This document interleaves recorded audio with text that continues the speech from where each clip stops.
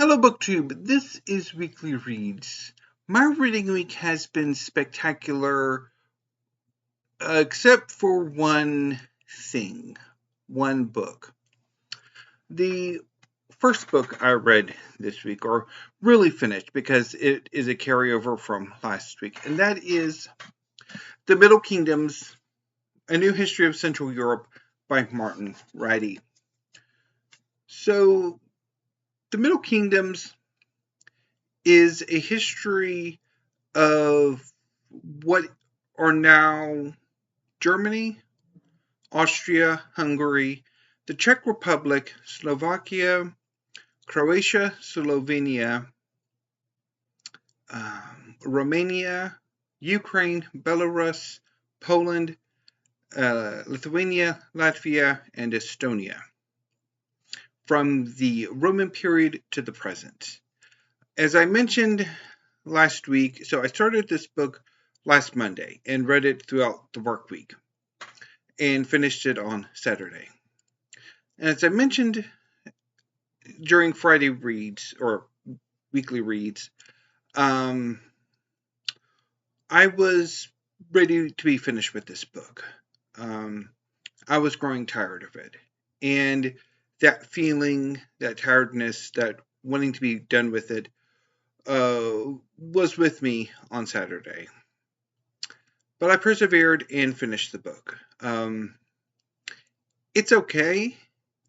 The book is composed of decent-sized chapters with a kind of a solid focus in each chapter, or narrative in each chapter. Some of the chapters were more interesting than others. Certainly the writing style did not keep me engaged throughout the work. Rather, if I was interested in the subject or the main focus of the chapter, I was more engaged than at other times. One thing that did bug me throughout the book, and particularly the earlier chapters, is the usage of how Rady deals with fantastical history.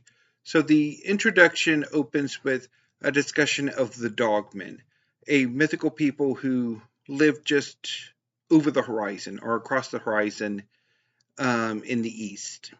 And that I don't know what to make of that. It really bugged me.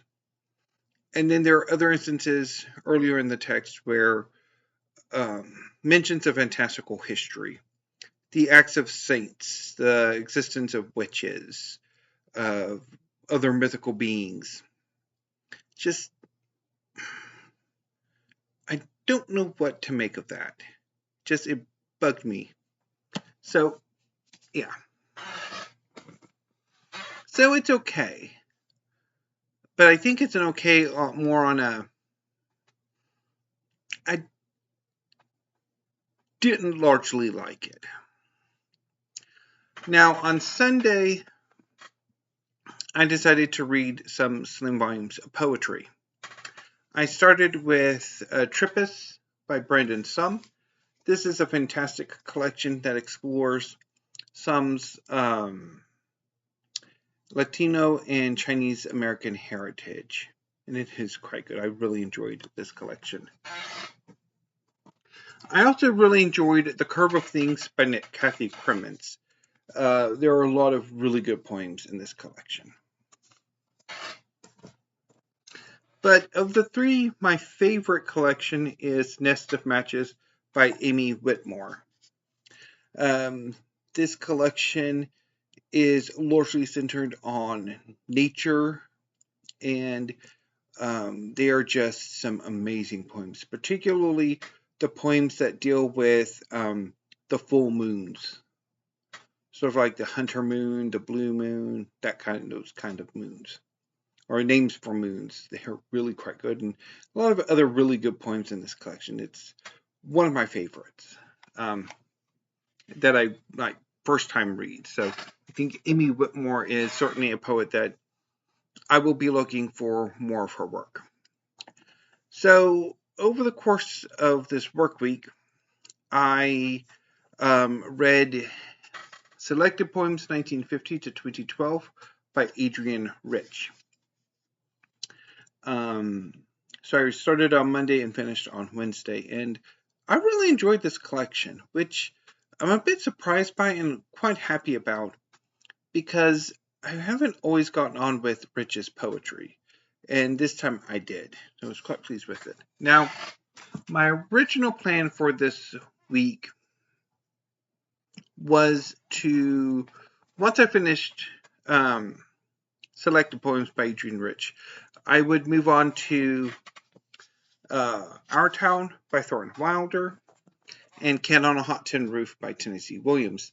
That did not quite work out. So I will be pushing those two to the weekend, and I'll mention that again once I get to the forthcoming part of weekly reads. So instead, I read 3 volumes of manga on Friday, because yesterday I didn't really get a chance to read anything outside of the introduction to the new biography of Catherine de Medici by Mary Hollingsworth, because I'm thinking of buying it. And I might. We shall see. So the 3 volumes of manga I read today are Eden Zero Volume 29, Gokurakugai Volume 2, and Dr. Stone Volume 2 by Riichiro, Inagaki, and Boichi. So Eden Zero Volume 29 by Hiro Mashima was a lot of fun. So to recap what Eden Zero is about. Eden Zero is a science fantasy about a young man named Shiki who was raised on a planet of androids that served as sort of a tourist attraction. One day, a young woman named Rebecca comes to the planet to film alongside her escape companion Happy to film videos for her not YouTube channel. The androids seem to malfunction, and Shiki rescues Rebecca and Happy, and they flee the planet, and they become adventurers, seeking the cosmic goddess figure, Mother. They build a crew who become a family, and eventually realize that Shiki's adoptive grandfather, the Demon King Ziggy, has been corrupted by a rogue AI that takes on the name of Void, that is piloting a sister ship to the Eden Zero, which is a ship that was left for Shiki by Ziggy. The final arc of the series sees the characters move to a new universe, Universe Zero, where their main antagonist is Void, the rogue AI of the Eden's One. This volume sees Shiki and the crew on the planet Miltz, the planet of time, to seek advice from Rebecca's mother, Rachel, who has a means of finding where Mother is. Void is seeking Mother so that he can kill her and wipe out human life. It would eventually lead to robot extinction as well, while Shiki and crew are seeking Mother to try to save her. Milt is invaded by one of the Oresienses Galactica, who are, in this universe, cosmic outlaws serving Void. In previous universes, they were largely independent of each other. And so this particular member of the Oresienses Galactica is an artificial intelligence named Joker Helix, which was constructed to be a game developer, like a game developing AI that has a connection to Rebecca. Rebecca, when she was young and in the care of a Professor White's, whose younger self is a member of the Eden Zero crew, he built or created Joker Helix to sort of entertain Rebecca. And Joker Helix, while seeking to serve Void, is also really wanting to reconnect with Rebecca. And that story of Rebecca talking down Joker Helix and using her intelligence in the games that Joker Helix is forcing her to play is really well done. The volume ends with the crew entering a new cosmos and being attacked by God Eknoella, another member of the Galactic, or I should say Galactica, as well as several of the Dark Stars, the sort of evil version of the Shining Stars. So one thing I really like is this cover for chapter 249.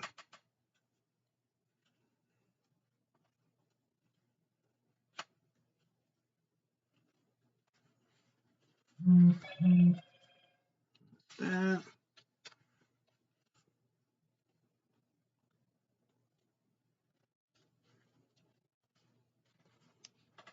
And also at the end of this volume, there are hints that the 4 shining stars and the 4 dark stars are a bit more than they appear.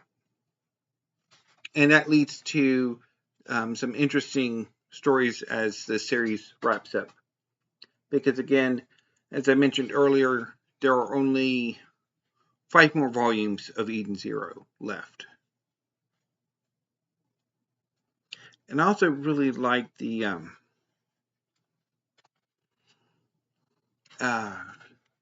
artwork that Mashima deploys as Rebecca plays the games with Joker.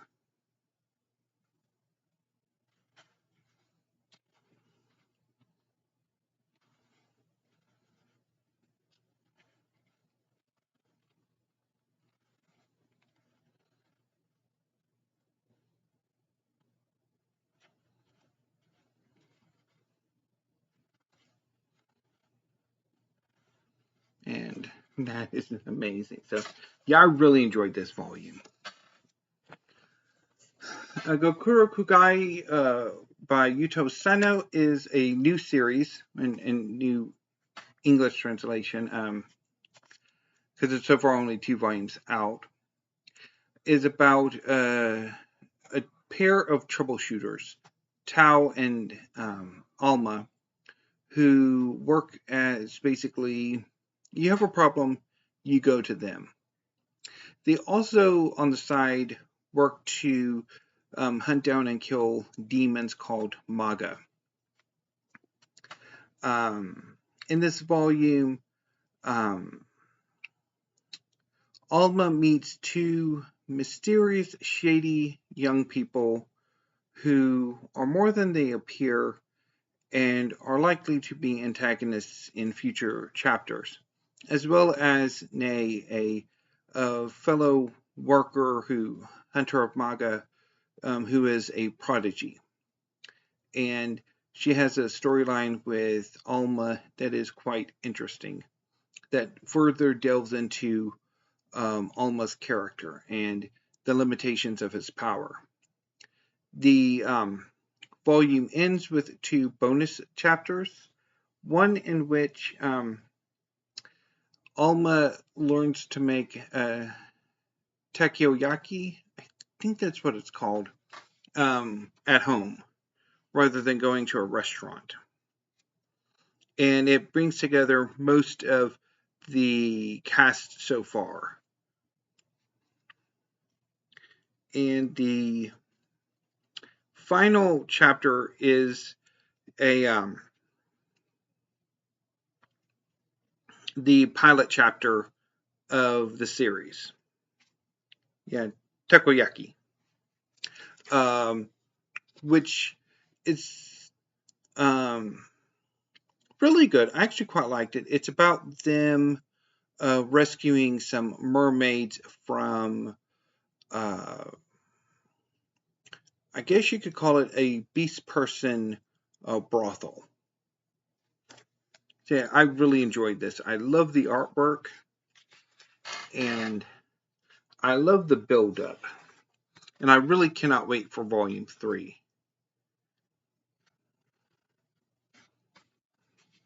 To see how things develop.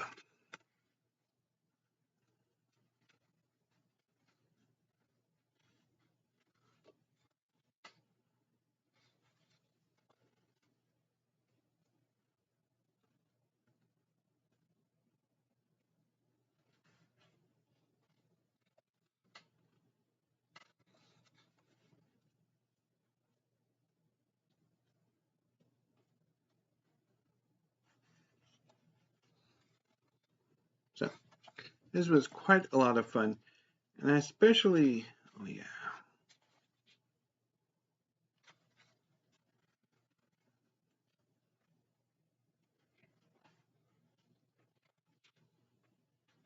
So yes, this was fun. And I also really enjoyed Dr. Stone Volume 2 by Riichiro, Inagaki, and Boichi. So Dr. Stone begins in 2019 when some mysterious force petrifies all of humanity for 3,700 years. A brilliant young man named Sinku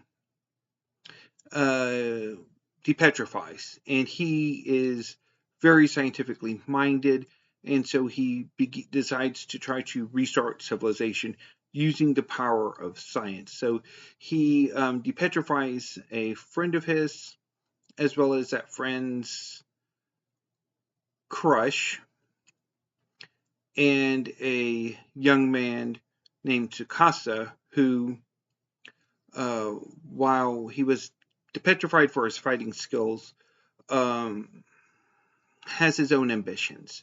That he wants to remake the world in a very different way than Sinku does. And so this volume sees that conflict between Sinku, his friend Taiju, and or his friends Taiju and Yuzuriha and Tsukasa, and them sort of building up to that conflict and meeting people who seem to have not have been petrified at all. So it was really fun, and I quite enjoyed it.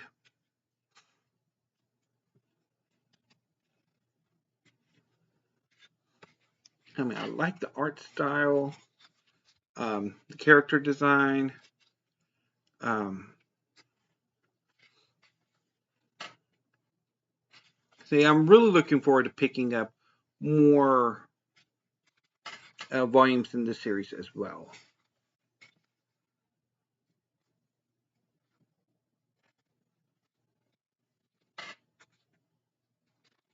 So yeah, it was quite a bit of fun.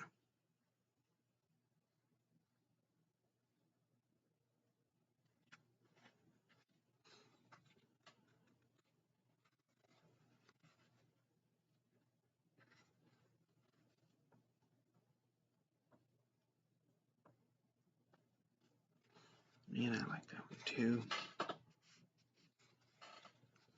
Because the number of chapters and scenes of this book, or this volume,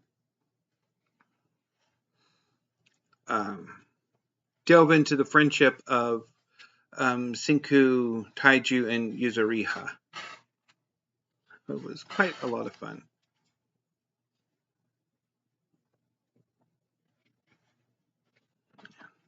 So yeah, quite a lot of fun. So my plans for this coming reading week. So over the weekend, we'll get to the plays. So on Saturday, Our Town by Thornton Wilder. On Sunday, Cat on a Hot Tin Roof by Tennessee Williams. And then if I have some extra time, I will probably read some volumes of poetry. Over the course of the work week, Monday through Friday, I will be getting to my Rocket Summer plans. So I will be getting to, in some order, Lord of Light by Roger Zelazny, The Star Kings by Edmond Hamilton, The Left Hand of Darkness by Ursula K. LeGuin, and The Beastmaster by Andre Norton. Although if things don't quite go how I would like, because again, I'm not getting on with science fiction and fantasy the last few years, and I'm not particularly all that fond of vintage science fiction anyway. So if I do end up bailing on them, I will readjust in some way, shape, or form. So I could read some manga, I might read some more sling volumes of poetry, or one of the history books that I have on slate for this month. So I don't quite know what that would be. So anyway, BookTube, I'm going to go ahead and sign off for now. So until I see you next week, although you will see me tomorrow for the wall shelf part of my 2024 library tour history collection, which will be, I think, a preview of my manga collection. Because I'm thinking I'm going to do the whole wall in one video. Because I'm sorely tempted to do the manga wall in one video. But we shall see. Anyway, BookTube, until I see you tomorrow, thank you, have a great afternoon and evening and weekend, and stay safe.